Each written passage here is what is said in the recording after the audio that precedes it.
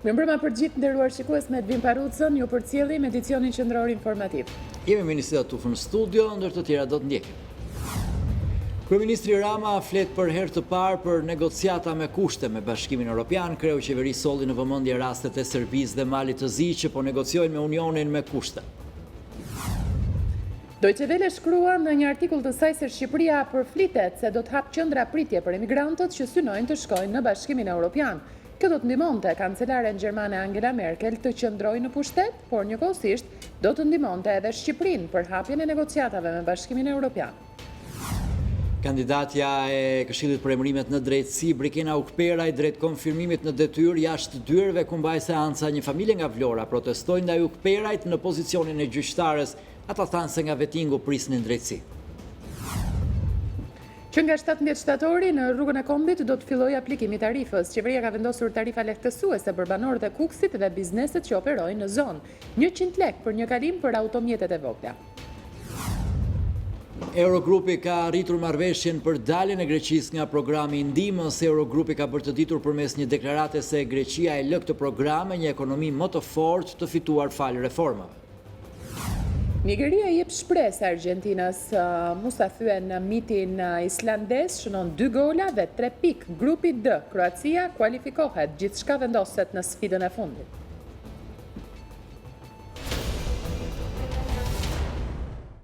To ishin disa prej zhvillimeve kryesore, ndalemi tani gjërësisht.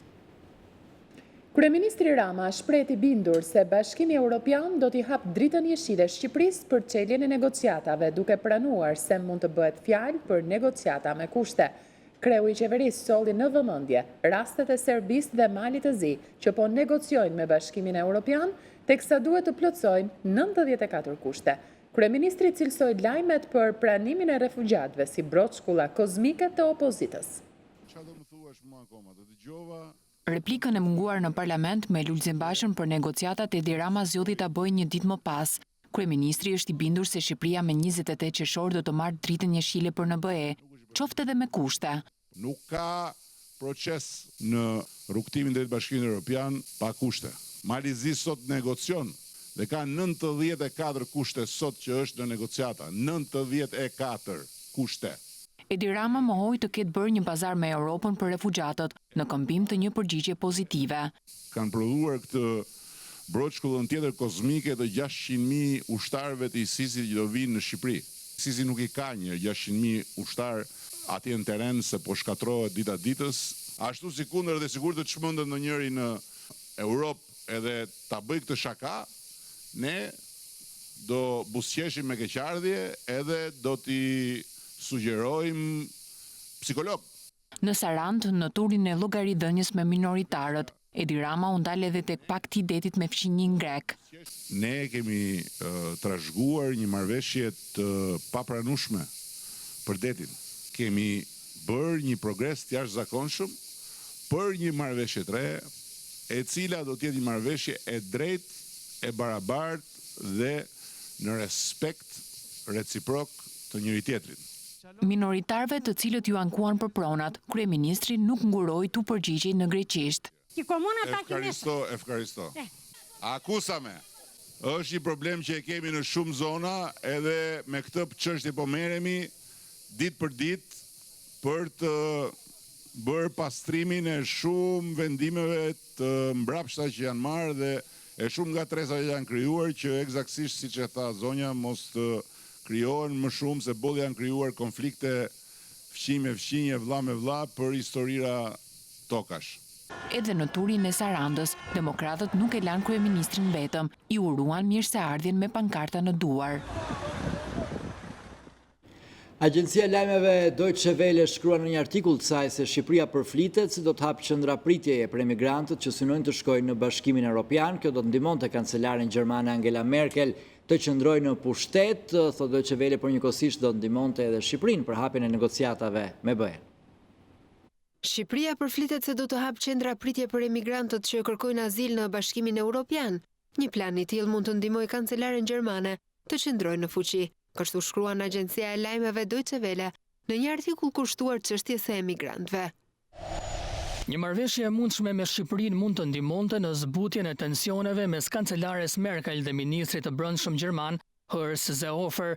Ky i fundit tha se e mbështet idenë e qendrave të pritjes jashtë BE-s.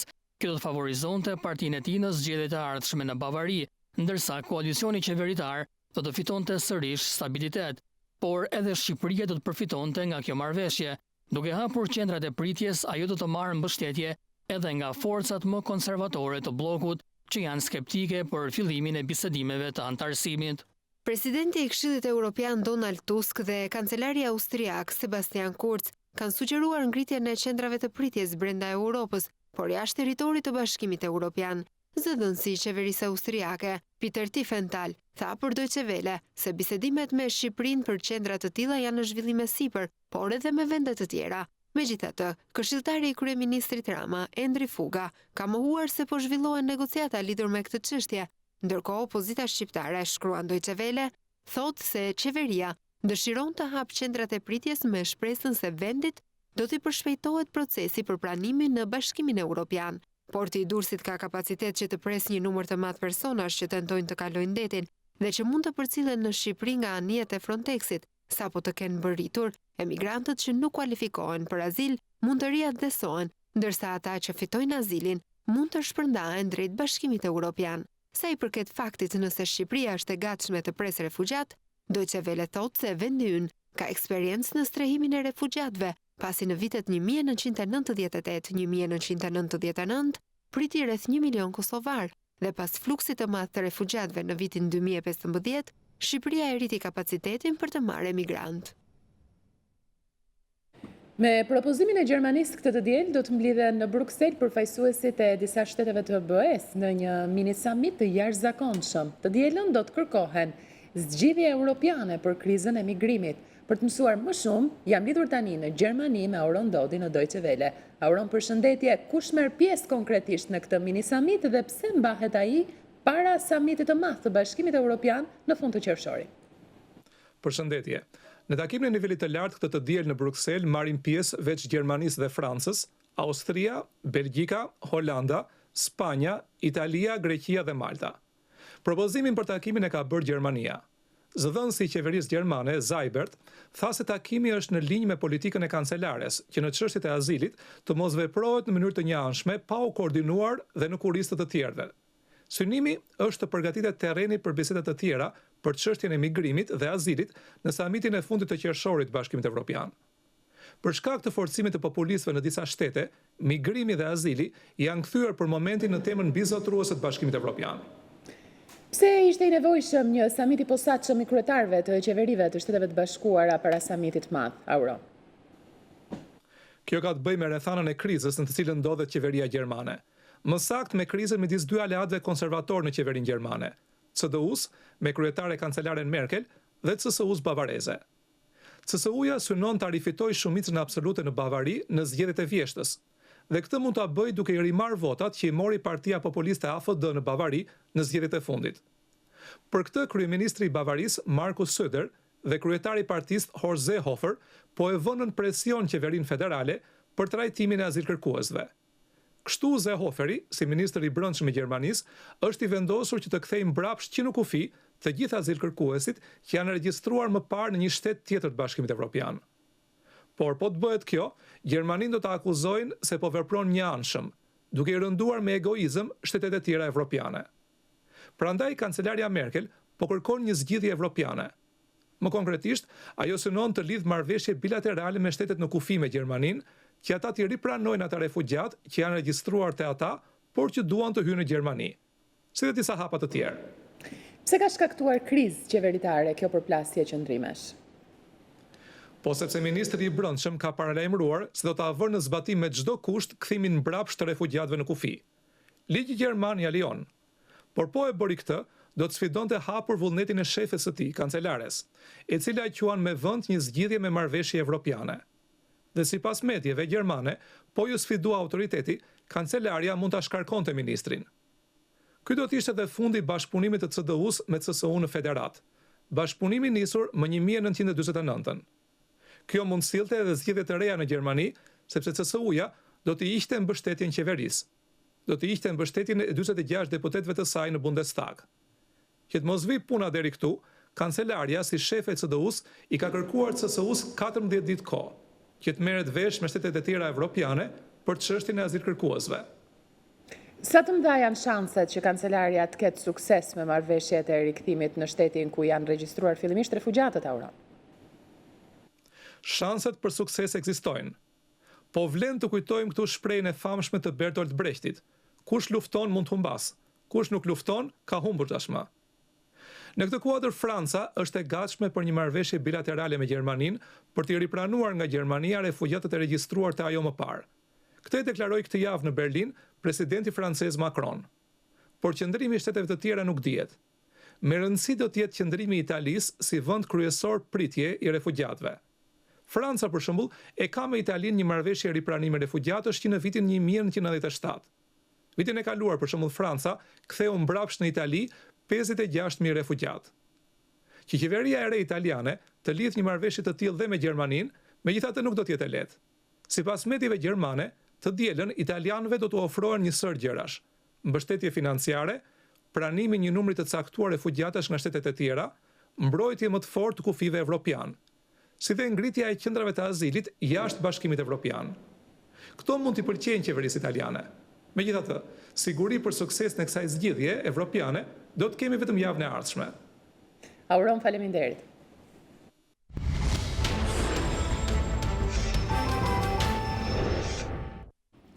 Pas protestave të banorëve të Kukësit dhe bizneseve në të dy anët, qeveria konkretizon tarifat e reduktuara për këto kategori. 100 lekë kalimi për qytetarët e Kukësit dhe deri në 40% zbritje tarife për bizneset nga data 17 shtator.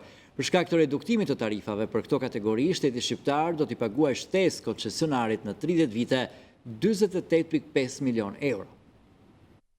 Edhe këtë sezon veror, të gjithë qytetarët që do të udhëtojnë në rrugën e Kombit do të kalojnë pa pagesë, ndonse kompania koncesionare ka zëvendësuar gabinat që u dogjën në protestën e dhunshme të 31 marsit. Ato do të jenë funksionale më 17 shtator.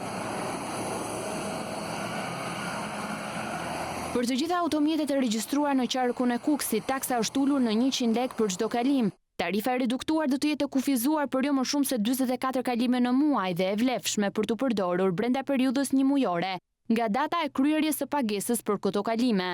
Këto automjete do të marrin falas pajisjen elektronike Telepas dhe përmes saj do të bëjnë rimbushjen e vlerës së kalimeve mujore, sipas nevojës. Reduktimi i tarifës do të aplikohet edhe për linjat e transportit publik, që kryejnë udhëtime nga dhe për në qytetin e Kukësit. Bëhet fjalë për 11 linja të licencuara autobusësh, të cilat do të kenë një tarif kalimi për 100 lekë për një kalim. Lajmi u bë i ditur nga ministra Gjiknuri Ametaj pas një takimi të zhvilluar me përfaqësues të qarkut të Kukësit. Qeveria po merr riskun më të madh. Ne po marrim riskun financiar për të zgjidhur një problem social, duke u nisur me qenë se Kuksi është zonë varfër, është deri diku e izoluar, nuk ka rrugë të qëndësishme alternative, ne jemi koshient për këtë. Të gjitha zbritet që pat ju, për qytetarët e Kukësit, për linjat, për përdoruesit e shpesht, shkojnë në 48.5 milion euro. Zbritje të tarifës në varësi të kalimeve do të ketë edhe për bizneset në të dy anët e kufirit. Parimi i vendosur është ai reduktimi të tarifës në varësi të numrit të udhëtimeve. Sa më shumë të udhëtosh, aq më shumë përfiton nga ulja. Nga 20 deri në 30 kalime në muaj përfitohet zbritje tarifës në masën 10%, dhe mbi 60 kalime në muaj do të përfitojë zbritje në masën 40%. Kujtojmë që tarifa për kamionët e rëndë është 22.5 euro. Pas reformës në drejtësi, vëmendja e Bashkimit Evropian është kthyer tek çështja e pronave në Shqipëri, një problem social që ndër vite ka shkaktuar edhe viktima. Megjithëse ligjin e ri të miratuar nga qeveria, pronarët janë të pakënaqur dhe kërkojnë rrëzimin e tij dhe hartimin e një ligji të ri. Qeveria Rama e ka cilësuar si ligji që zgjidh përfundimisht çështjen e pronave, por me sa duket nuk ka këtë të mendim Bashkimi Evropian. Në një tërheqës të ngritur për çështjen e pronës, ambasadorja e Bashkimit Evropian Romana Vlahutin pranoi problemin që sipas saj nuk ka marrë ende një zgjidhje. Vlahutin kërkoi ndalimin e legalizimit të ndërtimeve pa leje në Bregdet, në kurriz të pronarëve të lishëm. Ambasadorja kërkoi kompromis midis qeverisë dhe ish pronarëve për të gjetur një zgjidhje. European Convention on Human Rights. Çështja e të drejtës së pronës është e drejtë themelore e të drejtave të njeriut dhe si e tillë për Bashkimin Evropian nuk negociohet. Mjafton të përmendim disa nga ligjet që krijuan këtë kaos: ligji i famshëm 7501, ligji i legalizimeve dhe shumë ligje të tjera që fatkeqësisht i japin më shumë të drejtë atyre që abuzuan sesa atyre që u abuzuan. Është urgjente që praktikat abuzive të së shkuarës duhet të ndalen. Edhe ndërtimet pa leje në Bregdet nuk duhet të legalizohen më, të vendosen gjoba ndaj atyre që kanë përfituar nga toka e të tjerëve.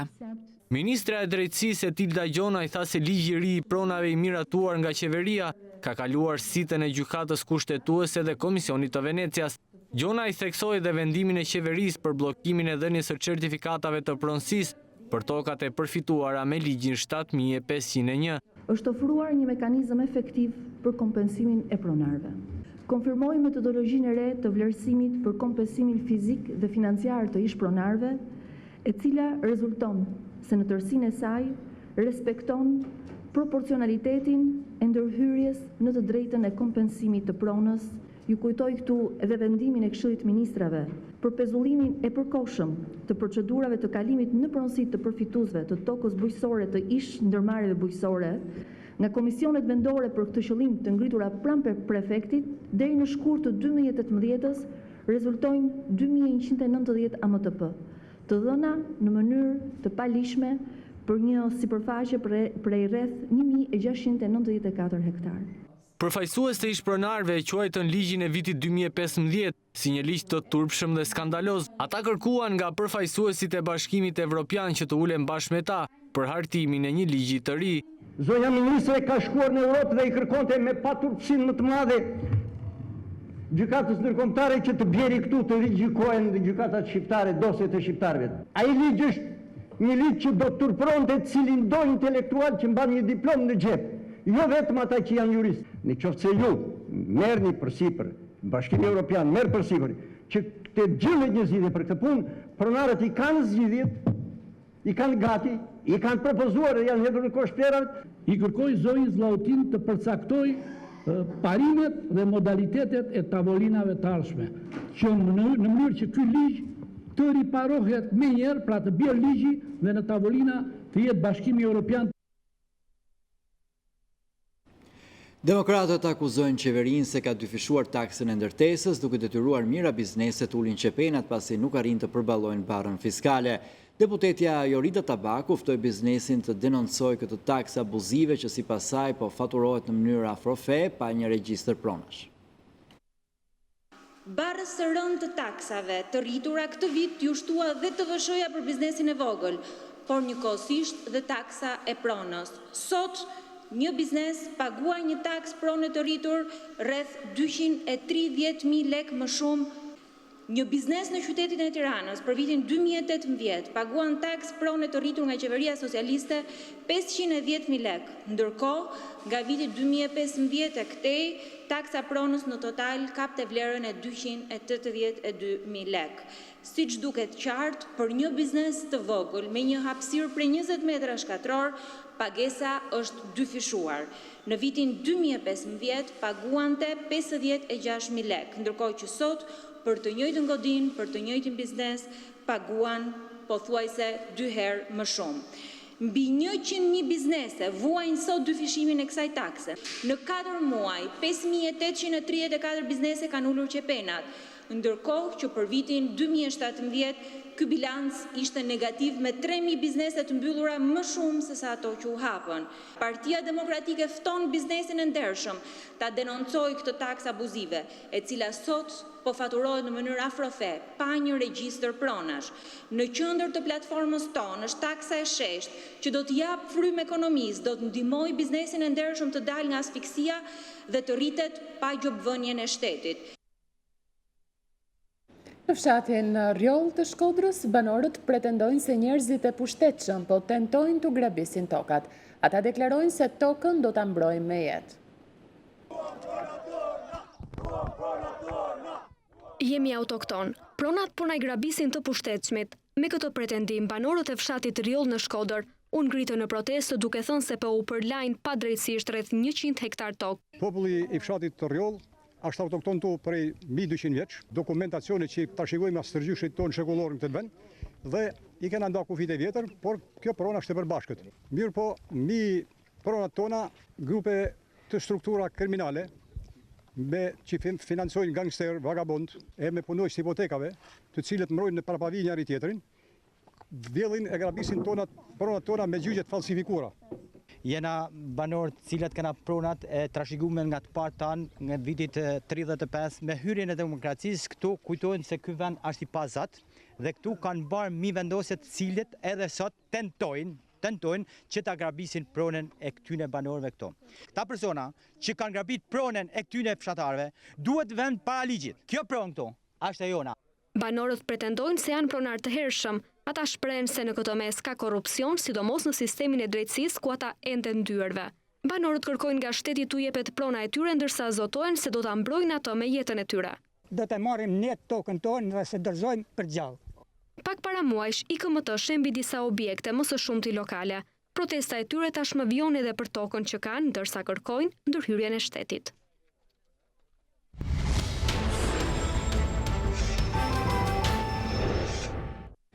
Gjyqtarja e apelit të Vlorë, Brikena Ukperaj, drejt të rikonfirmimit në detyrë, por teksa Komisioni i Pavarur i Kualifikimit ka zhvilluar seancën dëgjimore, një familje nga Vlora ka paraqitur një ankimim për gjyqtaren e apelit. Familja Bodo akuzon gjyqtaren Ukperaj se ka dhënë një vendim të padrejtë për pronat që u janë marrë në Karaburun. Kandidatja e Këshillit të Emrimeve në drejtësi, Brikena Ukperaj Lubonja, është vetëm një hap larg konfirmimit në detyrë. Të paktën kështu latën nënkuptohej në seancën dëgjimore publike, ku gjykatja e apelit të Vlorës ishte ftuar nga Komisioni i Pavarur i Kualifikimit për të dhënë shpjegimet e saj. Pasi dëgjoi raportin e komisionit me nota pozitive për të, Ukpera i kërkoi konfirmimin në detyrë, duke këmbgulur se i përket asaj pjese të shëndoshtë të sistemit të drejtësisë. Gjithsa ndodhi në seancë, latë zhgënjur të moshuarin Yusuf Bodo dhe familjarët e tij, të cilët u udhëtuan nga Vlora për të mësuar për fatin e gjykatës që e kishin denoncuar pranë komisionit të vettingut, ankesa lidhje me skandalin e tjetërsimit të 220 hektarëve tokë në Karaburun. Ndonse falsifikatorët janë dënuar, procesi civil për kthimin e pronës i qelur nga familja Bodo vijon të zvarritet në dyert e drejtësisë. Avokatja Vjosa Bodo ngre gishtin e akuzës ndaj gjykatës Ukperaj, edhe pse me keqardhje thotë se ankesa e tyre ranë në vesh të shurdhët. Zonja Ukperaj nuk ka analizuar vendimin gjyqësor në kohën që ligji vendos. Ka pasur afat ligjor për të interpretuar dhe për të dhënë vendimin e arsyetuar brenda 20 ditësh. Këshilli i Lartë i Drejtësisë më ka dhënë të drejtë dhe më ka thënë po, ka bërë një shkelje, por shkelja që ti ke kërkuar nuk është aq relevante sa që figura e saj të mos konsiderohet. Atëherë unë kam pyetje. Unë jam qytetar i thjeshtë i këtij shteti. Jam taksapagues i rregullt. Babai im është 75 vjeç sot. Dëgja im është po aq. Dhe sa vite duhet kalojmë ne të ndershmit e kësaj republike që të marrim të drejtën brenda afateve. Kush është ky gjyqtar i Republikës që te kalon afatet e vendosura me ligj, për cilat arsye dhe rrethana? Kjo ishte arsyeja pse ne i kërkuam KLD-s dhe Komisionit Vettingut të vlerësonte profesionalizmin e saj në detyrë. Yusuf Bodo rrëfen se ka afro 3 dekada që endet në dyert e gjykatave, duke kërkuar drejtësi, ndërsa akuzon pushtetarët për grabitjen e pronës. Ata që kanë nxitur këtë falsifikim janë deputet, janë membra, janë dhe ministra. Një prej tyre është ministër, njëri është deputet. Shpresa e fundit për këtë familje ishin organet e vettingut, por prej andej morën vetëm zhgënjim. Për ta jo vetëm drejtësi nuk ka, por procesi është selektiv. Mendova se do kishte drejtësi nga vettingu. E konsideroj selektiv procesin dhe jo të rregullt. Vendimin për gjykatën Ukpere pritet të shpallet të hënën e 25 qershorit. Gjykata e Durrësit ka shpallur mos kompetencën për çështjen e 25 vjeçarit Hajrin Erzirit, i cili plagosi me thik pas një konflikti të çastit dy prindrit e tij, Destan dhe Asien Erziri. Arrest me burg është dhënë si masë paraprake, pasi sipas gjykatës së Durrësit shprehet se masa do të rikonfirmohet nga krimet e rënda. 25 vjeçari Hajrin Erziri plagosi me thik dy prindrit e tij pas një sherri. Të moshuarit Destan Erziri, 75 vjeç, dhe Asien Erziri morën plagë të rënda në trup, duke u goditur disa herë me thik nga djali i tyre. Aktualisht ata ndodhen të shtruar në spitalin e Durrësit. Shkak i kësaj ngjarje të rëndë, sipas dëshmive të riut, është bërë fejesa e tij pa pëlqimin e prindërve, mos sigurimi një pune dhe bashkëtesa në një shtëpi me prindrit.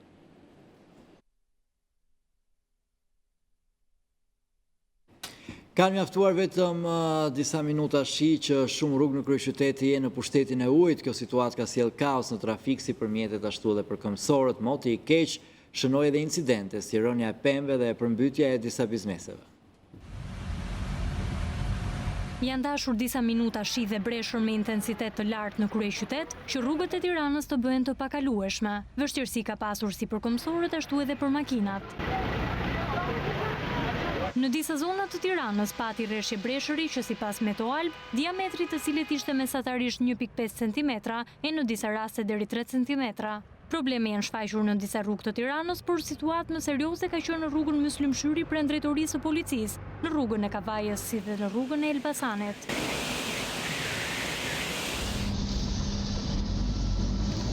Me vështirësi është kaluar edhe tek ura e Shkozës, e cila për shkak se është në rikonstruksion, ka qenë plotësisht e përmbytur. Shoferët janë kapur në befasi dhe kanë qëndruar për disa minuta në rrugë, duke krijuar trafik dhe kaos në qarkullimin e automjeteve. Të bllokuar mes ujit mbeten edhe shumë kalimtarë, të cilët e kishin të pamundur të ecnin në trotuarët e përmbytur. Nën pushtetin e ujit ranë edhe disa biznese. Rreshjet e dendura dhe era shënuan edhe incidente të vogla, si rënja e pemëve apo shkëputja e kapujve të telefonisë. Në lidhje me situatën e krijuar reagoi edhe kryebashkiaku Erion Veliaj. Ai tha se skuadrat janë në terren për të evidentuar dëmet në rrugë dhe se çdo pemë dëmtuar do të rimbillet. Luhatjet e tensionit në Cërik kanë shkatruar 10 pajisje elektroshtëpiake në disa lagje. Të alarmuar, banorët thonë se shkëputjet e energjisë prej disa kohësh bëhen pa paralajmërim dhe gjatë natës duke akuzuar kompaninë OSHE për mos riparim të transformatorit të amortizuar. Ata kërkojnë dëmshpërblim për pajisjet e djegura. Shkëputja e papritur e energjisë elektrike ka bërë që në një pjesë të konsiderueshme të familjes të lagjes nr. 3 të qytetit të Cërrikut të digjen pajisjet elektroshtëpiake. Situata ka alarmuar banorët, të cilët protestojnë për ndihmë. Erdhi një kolpo tensioni nga trondita, jo dojnë me televizor, me lavatrice, me frigorifer na u dojnë. Kishte nxjerr ty në televizori edhe shtëpia era kapull. Në atë moment u dojsh televizori, pompa u dojsh po edhe televizori, pastaj u fikën drita, se çfarë bër pastaj me frigorifer lavatrice nuk e di. Kemi që dje në orën 6:30 pothuajse pa drita. Banorët thonë se situata paraqitet problematike për javësh, kryesisht gjatë orëve të natës kur energjia shkëputet pas një paralajmërim dhe në rastet e kthimit të saj, tensioni i lartë shkatron tërësisht pajisjet elektroshtëpiake. Ju dojtë translatori, fajn këtu nuk e ka, as punëtor tu, fajn e ka shteti, se ka lëtë translatorin ka gati 20 vjetë nuk është dërumaj translator. Dëmet kanë ardhur për shkak të tensionit lartë. Gabim i furnizuesit i cili nuk respekton kriteret e furnizimit dhe standardet e furnizimit. Qytetarët kërkojnë dëmshpërblim për pajisjet e shkatruara nga luhatja e tensionit të energjisë. Tani këto pajisje që na u dojnë, kush do na i paguaj? Të vënë rregull, se ne lekët ja paguajmë. Këta banorë kërkojnë ngritjen e komisionit, vlerësimin e dëmeve. E pyetur rreth pretendimeve të ngritura nga 10 familje të lagjes nr. 3 të qytetit të Cërrikut, OSHE në Elbasan sqaron se ka patur një djegje të transformatorit të kësaj lagjeje, por sipas saj deri tani nuk ka asnjë ankesë për djegje pajisjesh. Ndaj edhe njofton familjarët e dëmtuar që të bëjnë ankesë të detajuar pranë saj te shërbimi i kujdesi për klientin.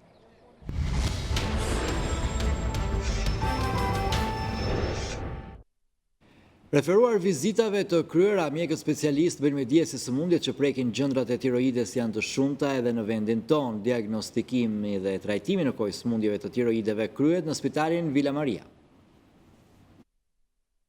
Mjekët specialistë thonë se nuk duhet të presim shenjat klinike për të vizituar nga gjëndrat tiroide. Mjekja endokrinologe në spitalin Villa Maria Dela Shkurti shpjegon se gjëndra e tiroides ka ndikim të jashtëzakonshëm në trupin e njeriut. Nëse balanca e hormoneve të tiroides mbetet e pa diagnostikuar, efektet janë shumë negative në shëndet. Një person me probleme të gjendrës tiroide mund të shfaqë një sër problemesh fizike dhe psiqike, por si mund ta kuptojmë nëse kemi çrregullime të tiroideve? Shenja kryesore që paraqesin zakonisht është një lodhje, një mërzitje, një nervozizëm i theksuar, rrahje më të shpeshta të zemrës, alterime të tensionit të gjakut. Këto janë përgjithsisht ose kapsllëku, konstipacioni, janë përgjithsisht problemet kryesore që pacientët paraqesin. Një tjetër problem, sidomos tek moshat e reja, është edhe shtimi i peshës, pavarësisht tendencave të sotshme për të rënë peshë, qoftë aktivitetit të sforcuar fizik, qoftë edhe dietave që vajnë në re që nuk po bien shumë shpejt në peshë. Dhe ky është një nga problemet që i shpihet tek endokrinologu pacientën përgjithsisht dhe mund të dalin më pas edhe me probleme të qendrës tiroide. Kujdes të veçantë sipas mjekes duhet të tregojnë vajzat dhe gratë shtatzëna, si dhe personat me probleme kardiake. Një nga shkaqet që pacienti vjen tek kardiologu është rrahjet e shpeshta të zemrës, alterimi i tensionit, shenja që ne thamë edhe më përpara. Kështu që për këtë arsye ne kemi futur brenda kësaj paketes kardiake dhe kontrollin e tiroides, që të ndihmojë pacientin që edhe pse nuk e di ta zbulojë. Në spitalin Villa Maria ofrohen shërbime nga ekipi i mjekëve italian për një sër konsultash, ekzaminimesh dhe ndërhyrjesh kirurgjikale në lidhje me sëmundjet e tiroideve. Në spitalin tonë, pacienti mund të fillojë që nga ekzaminimi më i thjeshtë, përfshi më pas edhe ekzaminimin citologjik, që do të thotë një tip biopsie që bëhet për nodujt nëse dyshohet për malignitet apo jo, sepse kanceri i tiroides është rritur shumë, sidomos kohët e fundit, duke arritur deri në 40 raste të reja në vit, ndoshta edhe më shumë.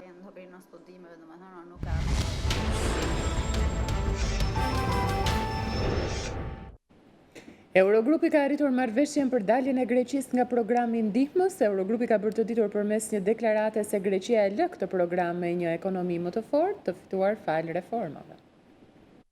Pas rreth 8 orësh negociatash, Eurogrupi ka arritur një marrëveshje në parim për daljen e Greqisë nga programi ndihmës, i cili përmban ndër të tjera masa për lehtësimin e borxhit. Ministrat e eurozonës vendosën që kosti i fundit i kredive të jetë 15 miliardë euro. Athina ka marrë për 8 vjet mbi 273 miliardë euro ndihmë në kuadër të 3 programeve të shpëtimit në këmbim të reformave dhe masave shtrënguese. Sipas marrëveshjes, Greqia mund të vonojë shlyerjen e miliarda eurove e kredi për 10 vite të tjera. Greqia e lë programin e ndihmës me një ekonomi më të fortë, të fituar fal reformave dhe është e rëndësishme që ajo të vazhdojë në të njëjtën mënyrë. Komisioneri për çështjet ekonomike, Pierre Moscovici, është shprehur se ky është një moment historik. Ai që shohim sonte është një moment historik dhe i jashtëzakonshëm. Kriza greke përfundon sonte në Luksemburg.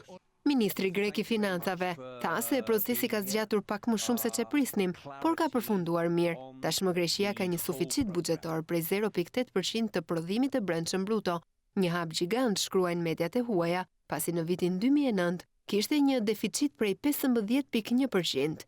Ministrat e eurozonës kanë qenë në presion për të finalizuar marrëveshjen, e cila do t'i lejojë Greqisë të dalë sigurt nga plani i shpëtimit më 20 gusht dhe të përballet me tregun sërish.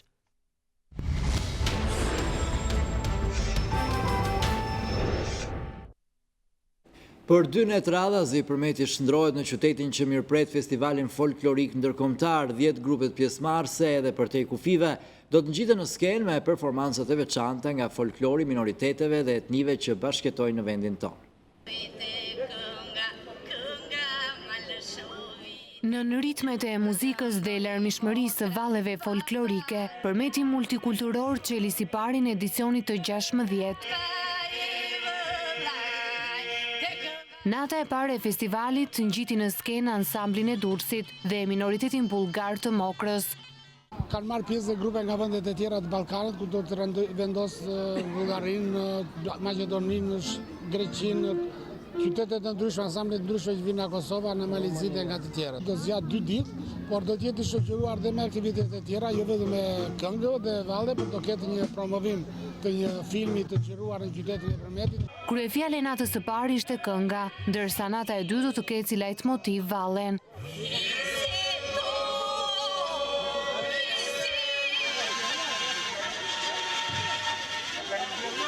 Festivali folklorik ndërkombëtar me 10 grupe pjesëmarrëse nga vendi dhe përtej kufive është e vetmja veprimtari kulturore artistike që përfshin folklorin e minoriteteve dhe etnive që bashkëtojnë në vendin tonë.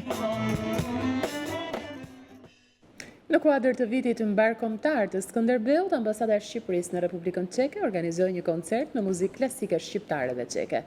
Ambasadori i Shqipërisë në Prag, Riza Poda, tha se ky koncert është një dëshmi tjetër e lidhjeve kulturore mes dy vendeve, Shqipërisë dhe Çekisë. Ambasada e Republikës së Shqipërisë në Republikën Çeke, në kuadër të vitit mbarkombëtar të Skënderbeut, organizoi ditët e fundit një koncert me muzikë klasike shqiptare dhe çeke të titulluar Classical, Albania and Czech Music. Në fjalën e hapjes, ambasadori i Shqipërisë në Prag, zoti Riza Poda, theksoi se ky koncert është një dëshmi tjetër e lidhjeve kulturore mes dy vendeve, Shqipërisë dhe Çekisë. E veçanta e koncertit ishte performimi për herë të parë në Prag i arjeve nga operat shqiptare, si arja I madhi kastriot po vjen, arja e Lig Dukagjinit, Zemra ime vlon si ujë vale, nga opera Skënderbeu e kompozitorit Prenkjakova, të interpretuara me mjeshtëri nga tenori ček, Daniel Matoušek, si edhe arja e Lokës nga opera Toka jon, e interpretuar me mjeshtëri nga mezzosopranoja Mikaela Zajmi. Në interpretimin e arjeve, këngët e operas çeke u shoqëruan në violonçel nga Bledar Zajmi, solist koncertmaster I Orkestrës së Teatrit Kombëtar të Pragës dhe piano nga koncertpianisti Egli Prifti, që të dy artistë shqiptar.